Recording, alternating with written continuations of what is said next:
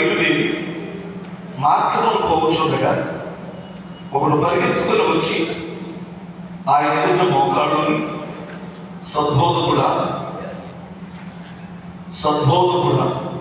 నిత్యజీవమునకు వారసుడును అగుటకు నేనేమి చెయ్యాలని ఆయనను అడిగాడట. అమ్మా జాగ్రత్తగా, ఈ కుర్రాడు చాలా ధనవంతుడు, బాగా డబ్బు ఉన్నటువంటి వ్యక్తి. ఇతరులో చాలా అద్భుతమైన లక్షణాలు కనిపిస్తాయి. అన్ని విషయాల్లో పరిగెత్తుకుంటూ వచ్చి ప్రభు ఎదుట మోకాళ్ళు నేడని బైబిల్ చూస్తుంది. అంటే తనను తాను దేవుని ఎదుట తగ్గించుకోవాలి.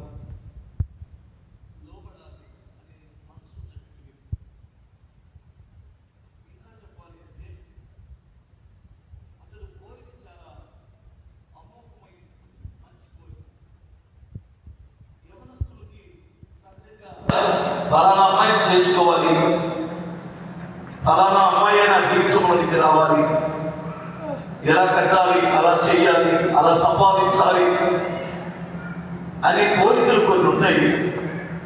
ఈ కుర్రోడికి కూర్చో, నీకెళ్ళి చూస్తున్నారు అందరూ. హల్లెలూయా. మనిషి నైజం దగ్గరగా స్తోత్రం చెప్పగలరా? రెండు చేతులు చెప్పండి. ఇప్పుడు చూడండి, ఆ సండే స్కూల్ తీసి మోకరించి, ప్రభువా నిత్య జీవములకు వారసును అవ్వాలంటే నేనేమి చెయ్యాలని కలుగు అన్నాడు. ప్రభు ఏమన్నాడంటే, నాయన